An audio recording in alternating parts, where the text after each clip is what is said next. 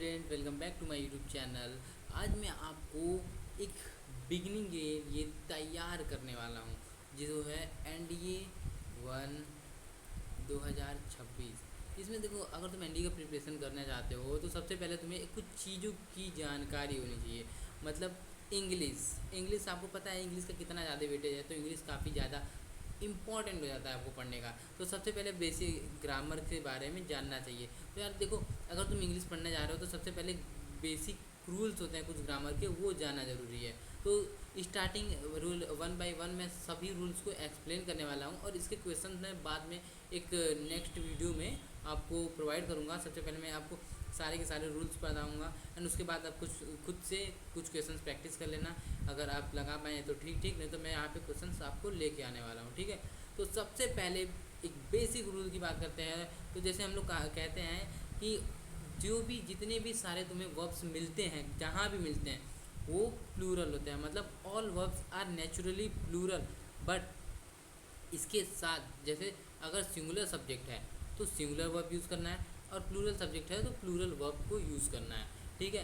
अब देखो, 5 पॉसिबिलिटीज़ होते हैं वर्ब के। अगर एक वर्ब है तो उसके 5 पॉसिबिलिटीज़ होते हैं। सबसे पहला ईट्स, एट, ईटेन, ईटिंग में ईट को लेके आया हूँ आपको फ्रेमिंग के लिए।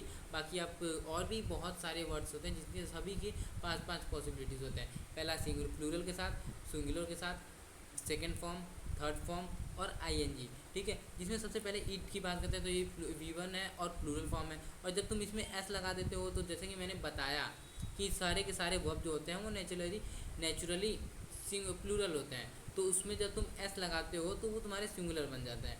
और इसी तरीके एट जो है वो सेकेंड फॉर्म है, और ईटेन जो है वर्ब का थर्ड फॉर्म होता है, और ईटिंग जो है V4, या फिर इसे आईएनजी फॉर्म भी कहते हैं। तो सबसे पहला बेसिक रूल यही था आपके लिए, सबसे पहले ये। And the next is rule is this, auxiliary verb. जैसे अगर तुम्हें जहाँ पे भी डी, डू, डस इस टाइप के कुछ वर्ड्स दिखें तो तुम वहाँ पे हमेशा का हमेशा यूज़ करोगे V1 form of first verb का फर्स्ट फॉर्म। लेकिन देखो, अब ये वर्ब जो है वो दो तरीके से काम करता है। एक role as a main verb, अगर मेन वर्ब की तरह काम कर रहा है तो वो एक्चुअल मीनिंग देता है। और अगर हेल्पिंग वर्ब की तरह काम करता है तो जिस तरीके से अगर हेल्पिंग वर्ब की तरह काम करता है तो आइडेंटिफिकेशन ऑफ टेंस करता है। मतलब टेंस कौन सा है उसका आइडेंटिफिकेशन करता है। जैसे अब डिड, डू, डस किस में यूज़ होता है, डू और डस किस में यूज़ होता है, डिड, डू, डस तो सिंपली सा तुमको पता है प्रेजेंट में यूज़ होता है।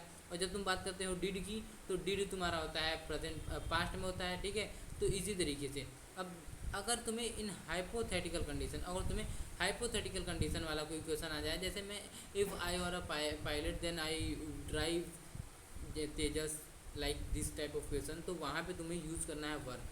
तुम्हें ये नहीं देखना है कि सिंगुलर है या फिर प्लूरल है, तुम्हें वर्ब का ही यूज़ करना है सिंपली। नेक्स्ट है रूल 2। और मेरे भाई ये रूल में ये वाला जो है मैंने इतना बड़ा इसलिए लिखा है क्योंकि ये लिटरली इंपॉर्टेंट है। इसी से एक बेसिक रूल से कितने सारे स्पॉटिंग एरर से क्वेश्चन बन चुके हैं। आप जब PYQs लगाने जाओगे तो आपको काफ़ी सारे क्वेश्चन मिल जाते हैं। नेक्स्ट है रूल 3। तो रूल 3 क्या है, form of has, have, had, ये सब है।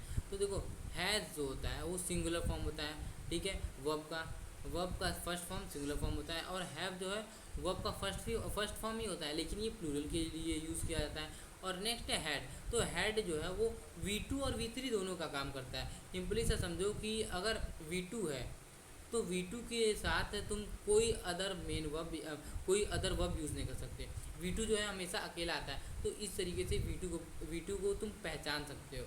एंड V3 जो है हमेशा आता है साथ में। अब देखो, ये जो हैज़, हैव और हैविंग के साथ तुम्हें पता है ये V4 है और इसका आईएनजी फॉर्म है। नेक्स्ट, इसका जो मीनिंग है ना, इसके बहुत सारे मीनिंग होते हैं। जैसे हैज़, हैव, हैड है तो इसके बहुत सारे मीनिंग होते हैं। जैसे किसी चीज़ को गेट करना, ऑब्टेन करना, पोजेस करना, इट, ड्रिंक, अंडरस्टैंड, बहुत सारे मीनिंग होते हैं। और मेरे भाई, तुम्हें ये जहाँ भी दिखे हैज़, हैव, हैड, हैविंग, तो इनके साथ ऑलवेज भी यूज़ भी थी, मतलब थर्ड फॉर्म यूज़ करना है वर्ब का। नेक्स्ट, अगर तुम्हें हैविंग प्लस V3 दिख रहा है तो उसको तुम कह सकते हो कि यहाँ पे परफेक्ट पार्टिसिपल है, जो कि तुम्हें आगे बाद में पढ़ने को मिलेगा। अभी तुम्हें बस इतना जानो कि हैविंग प्लस V3 है तो वहाँ पे परफेक्ट पार्टिसिपल होता है। नेक्स्ट है रूल 4। तो रूल 4 में जैसे मॉडल्स, मॉडल्स कौन कौन से थे, जैसे shall, should, can, could, may, might, will, would, ought to, must, let, make, making, letting, ये सारे जितने भी मॉडल्स होते हैं, इन मॉडल्स के साथ तुम्हें हमेशा V1 का यूज़ करना है, हमेशा का हमेशा V1 का यूज़ करना है। और इनके बाद अगर तुम्हें मॉडल लगाना है, जैसे कुछ भी तुमने शैल लगाया या फिर शुड लगाया, कैन, कुड कुछ भी लगाया, तो इसके बाद तुम्हें टू का यूज़ नहीं करना है, सिंपली सा, not use to after models. Next rule है रूल 5। रूल 5 में जो है वो फॉर्म ऑफ गेट के बारे में बताया गया है। तो गेट सबसे पहला V1 सिंगुलर फॉर्म है, एंड नेक्स्ट जब तुम इसमें S लगा दोगे तो वो प्लूरल फॉर्म हो जाता है। और सिंपली सा जब तुम गॉट, तो ये V2 और V3 दोनों का काम करता है। और जहाँ पे बात करते हैं गॉटेन, तो गॉटेन जो है ये पुराने समय में हम लोग यूज़ करते थे गॉटेन, जो कि अब आउटडेटेड हो चुका है, ठीक है। नेक्स्ट है गेटिंग, गेटिंग ING फॉर्म है, सिंपली सा। अब ये भी मल्टीपल मीनिंग देता है। इसका मतलब क्या होता है, ऑब्टेन करना, किसी चीज़ को अंडरस्टैंड करना, आई गेट इट कहते नहीं, आई गेट इट, तो उस कंडीशन में भी यूज़ कर सकते हो। रिसीव के लिए भी यूज़ कर सकते हो, you do know for understand, मतलब बहुत सारा इसका मीनिंग्स होता है।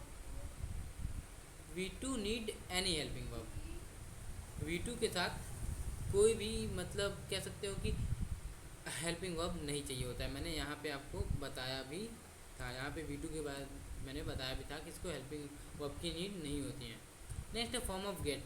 अगर ये देखो यहाँ से भी क्वेश्चन बनते हैं, फॉर्म ऑफ गेट के साथ अगर तुम्हारा थिंग है तो यूँ समझो इस तरीके से कि अगर कोई तुम वस्तु लियो, थिंग लियो, तो उसको तुम कहीं पे भी फेंक दो, वैसे ही का वैसे रह जाएगा, उसे किसी और चीज़ की नीड नहीं होती है, तो सिंपली सा V3 लगा के छोड़ दो।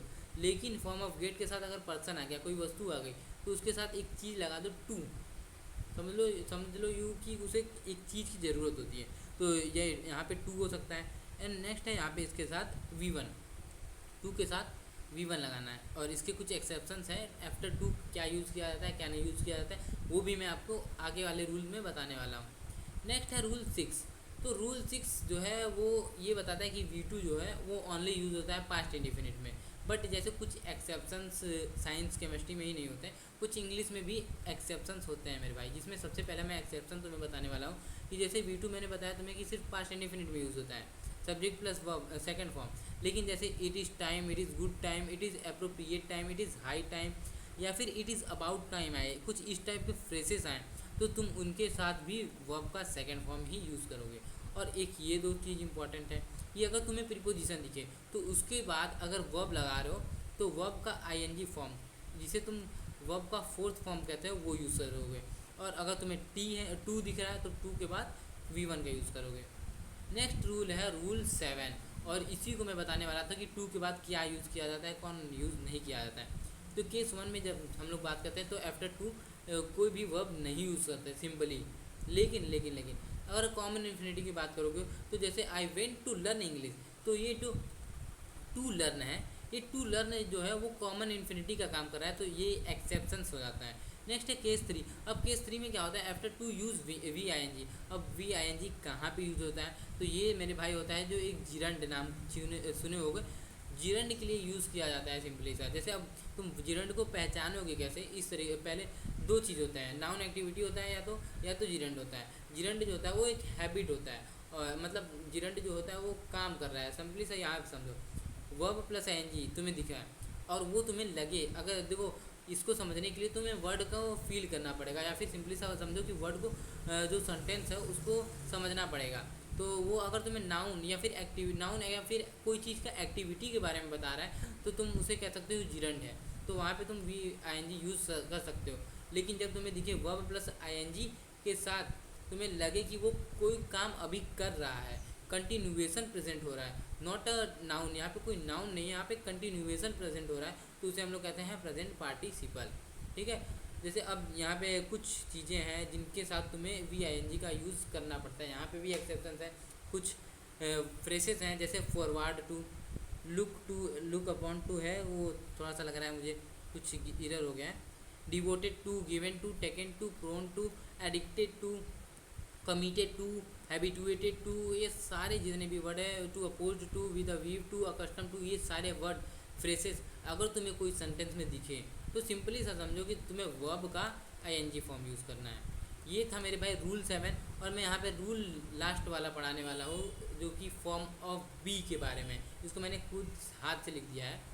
सिंपली सा इजी में समझाने के लिए।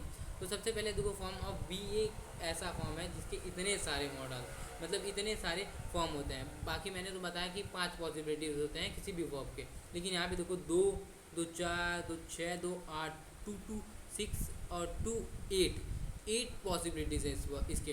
तो देखो यहाँ पे जो बी है, बी का मतलब होता है मॉडल्स, ठीक है। और जब तुम बात करते हो इस का, तो इस ये सिंपली सा V1 सिंगुलर फॉर्म होता है, और जो R होता है वो प्लूरल फॉर्म होता है, और M इज ए स्पेशल, आई के लिए यूज़ होता है, सिंगुलर होता है।